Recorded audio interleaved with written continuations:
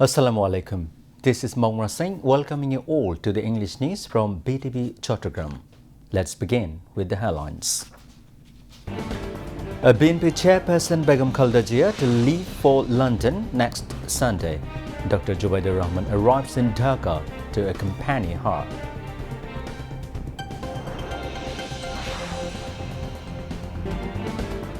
A special prayers held across country for BNP chairperson Khaleda Zia's recovery.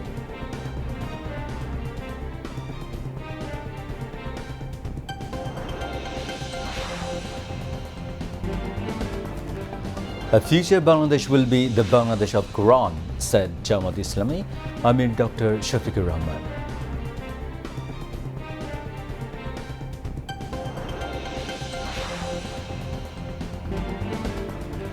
Putin visits Delhi as Russia and India deepen energy and defense ties.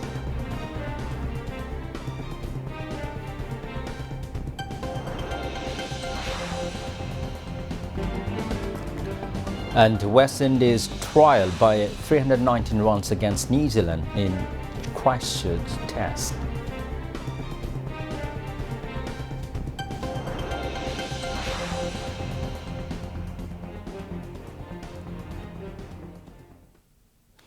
Viewers, those were the headlines. Now moving on to the details. The BNP has announced that a chairperson Begum Khaleda Zia will be taken to the United Kingdom next Sunday. The decision came after a technical fault was detected in the Qatar-based special air ambulance designated for her transport.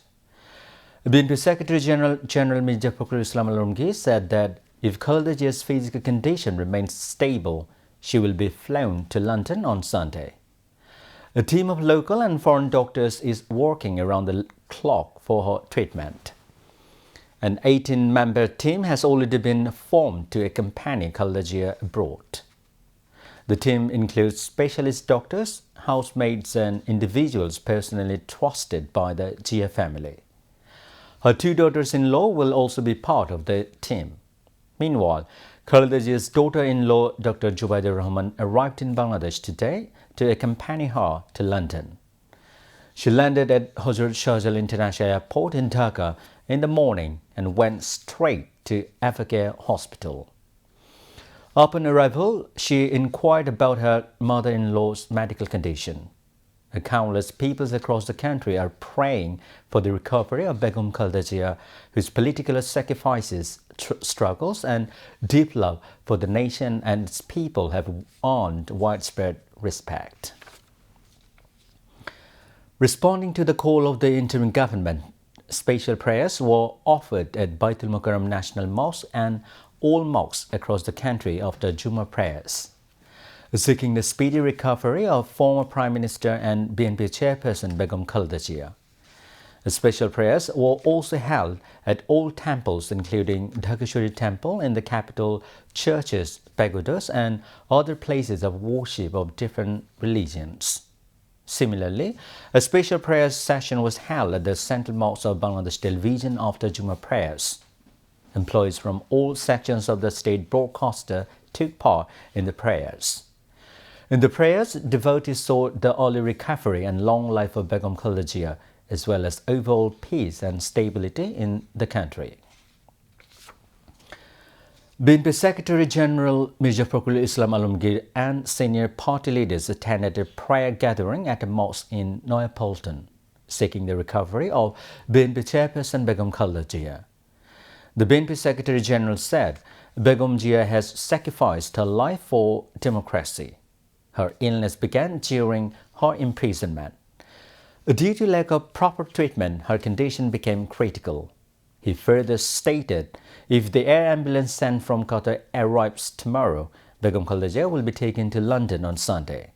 However, whether she is fit to fly will be determined by the doctors. Leaders and activists from all levels of the BNP Central, affiliated and associate bodies, along with members of the general public, joined the prayer gathering.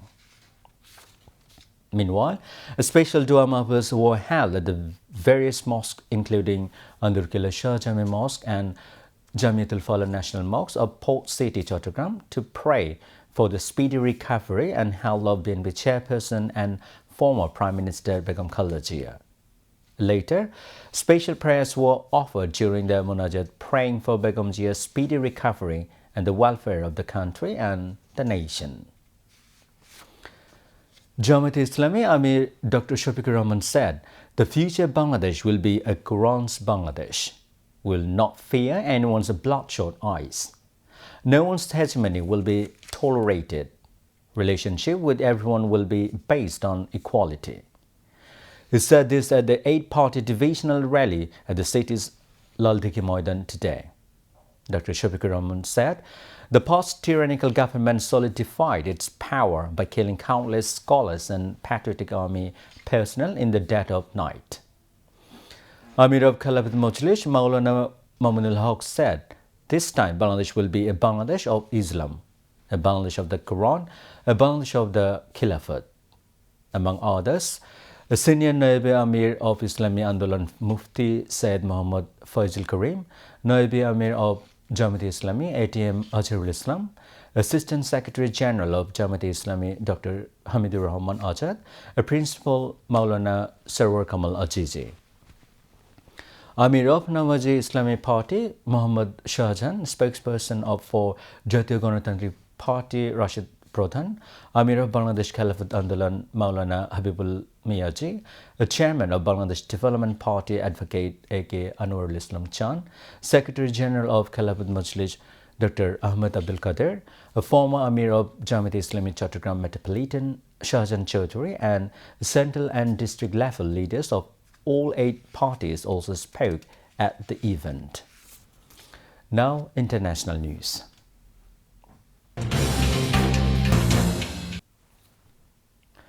Russian President Vladimir Putin and Indian Prime Minister Narendra Modi have kicked off a day-long summit in the capital of India, where trade and Western sanctions over the war in Ukraine loom large. A Friday summit is the first time Putin has visited India since the start of Russia's full-fledged war on Ukraine in 2022, and comes as India is seeking a reprieve from punishing United States tariffs related to its purchase of Russian oil. India is not neutral. India has a position, and that position is for peace, Modi told Putin as they opened their talks on Friday. Putin's visit comes as Moscow hopes to boost ties with India, already the top buyer of Russian arms. Officials have said they want to increase trade with India to $100 billion by 2030, up from an already all-time high of $68 billion in 2024. China has announced it will provide $100 million in assistance to support humanitarian relief and reconstruction efforts in Gaza, which has been devastated by Israeli military operations. Chinese President Xi Jinping made the announcement on Thursday at a joint press conference in Beijing with French President Emmanuel Macron. Palestinian President Mahmoud Abbas has expressed gratitude for China's pledge of $100 million in humanitarian aid for Gaza. He stated that the generous initiative reflects China's principled and unwavering stance in support of justice. Meanwhile, Israeli Prime Minister Benjamin Netanyahu has announced that he will travel to New York despite an arrest warrant issued by the International Criminal Court. Newly elected New York Mayor Zohran Mamdani has stated that Netanyahu will be arrested if he enters New York. In the Gaza Strip, a militia leader aligned with Israel has been killed amid ongoing internal clashes. Citing security sources, Israeli public broadcaster Khan reported that Yasser Abu Shabab, who worked with the Israeli military, died in fighting inside Gaza. Russia this week rejected the latest United States peace proposal for Ukraine and declared victory in battles over key Ukrainian cities, claims Ukraine has dismissed as propaganda.